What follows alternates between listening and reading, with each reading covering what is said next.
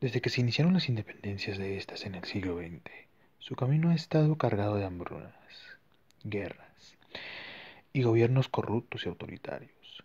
Creímos que la primavera árabe mejoraría la situación. Sin embargo, África del Norte sigue igual, a excepción quizás de Túnez, pero casi toda la región está convulsa.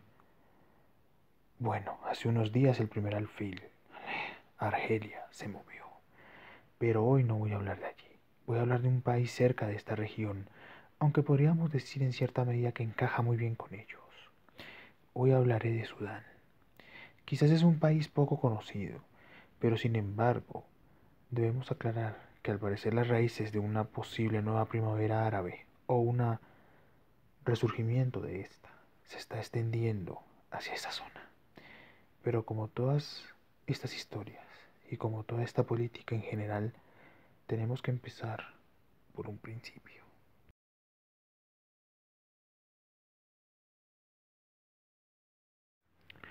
Sudán, como muchos de los países que hoy conforman África, forma parte de alguno de los grandes imperios europeos. En este caso, formó parte del Imperio Británico hasta 1956, año en el que oficialmente consiguió la independencia del dominio británico. Sin embargo, un año antes, el país enfrentó una guerra civil entre la parte sur y la parte norte del país. Las principales causas de dicho conflicto se centraron en temas religiosos y en temas de mayor autonomía de la parte sur. Cabe aclarar que el sur del país, o bueno, de la colonia de Sudán, eran cristianos y subsaharianos, mientras que el norte, más cercano a Egipto, era musulmán. Pero esta situación en cierta medida agravó la independencia recién iniciada de Sudán. Pero no nos quedemos con eso, ya que de eso hablaremos más adelante. Vayamos a un año concreto, 1989. La situación del país era crítica. Un conflicto de hace ya muchos años con el sur se había intensificado.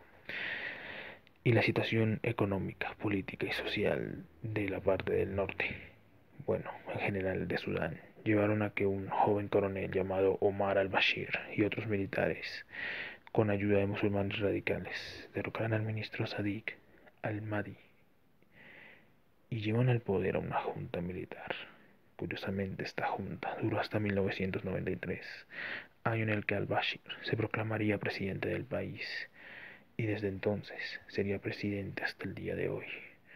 Pero bueno, ¿qué hizo en todo ese tiempo? En teoría, casi 20 años.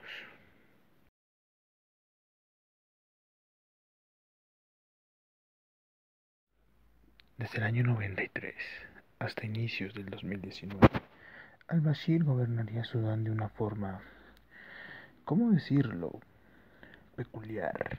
Digámoslo que como casi todos los dictadores africanos, los cuales parecía que tenían siempre el mismo manual, acabó con viejos aliados, reformó la constitución, inició conflictos raciales al occidente del país, continuó la guerra contra la gente del sur. Esta guerra sería la más terrible, ya que al final en 2005 les tuvo que dar cierta autonomía y en 2011 se creó la actual República de Sudán del Sur. Al-Bashir fue un político que tuvo varios vaivenes. Fue criticado por Occidente porque al parecer apoyó grupos fundamentalistas islámicos. Incluso se llegó a decir que tuvo contacto con Bin Laden y lo protegió en Sudán. Sin embargo, tras el 11 de septiembre, se volvió un aliado de los americanos, algo típico en ellos. Finalmente, la última gota que derramó el vaso a nivel internacional fue que fue acusado de malversar fondos y de genocidio a causa del conflicto de Darfur. Sí, el conflicto que ocurrió en el occidente del país. Sin embargo, en 2018 la situación se puso aún peor. La oposición sudanesa y los estudiantes empezaron a protestar contra el aumento de precios, producto de las recetas económicas que el Fondo Monetario Internacional siempre le da a los dictadores. Sin embargo, estas marchas de 2018 serían el primer conductor que llevarían al destino del golpe de Estado. del 11 de abril de este año.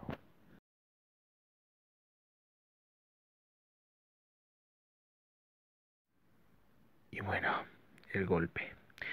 Para eso tenemos que llegar un poco más atrás, pero no tanto como la anterior vez. Abril de este año.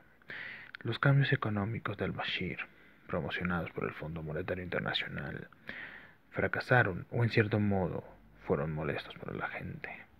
La situación social del país provocó protestas en casi todo el país. Al-Bashir ordenó al ejército reprimir la violencia. Según los informes oficiales y los medios de comunicación, han habido 38 muertos aproximadamente y varios heridos y detenidos. Esta situación se agravó entre el 9 y el 10 de abril, para cuando al día 11 al-Bashir sería derrocado por una junta militar que asumió el poder en el país. Hay que aclarar que la gente en un principio celebró esta caída del dictador. Pero seamos realistas. Militares derrocando a un militar. Casi siempre eso sucede como una cortina de humo. Obviamente, la situación tomó un giro bastante complicado. Varias agrupaciones políticas de la oposición en Sudán tomaron el golpe como un intento de al-Bashir de controlar el poder entre las sombras. O quizás que no le ocurra nada. Muestra de ello es que no lo entregaron a la Corte Penal Internacional a pesar de que tiene una orden de arresto por sus crímenes en la guerra de Darfur. La oposición, hasta el momento, solamente ha declarado una situación de desobediencia civil. Bueno, en cierta medida tras convocar unas elecciones, pero seamos sinceros. ¿Crees que los militares van a acudir a elecciones? No, a menos de que las ganen. Pero obviamente esto es señal de algo. Varios países africanos se están despertando en contra de estas dictaduras. Como dije al inicio, la primavera árabe quizás era una solución, pero desafortunadamente quedó a medias. Curiosamente, estas revoluciones están ocurriendo en países africanos de origen musulmán. Pero obviamente, esto significa que es la señal de que estas dictaduras van a caer y quizás África despierte y tome el lugar que le corresponde como un continente con poder, al igual que lo hizo Asia o América Latina.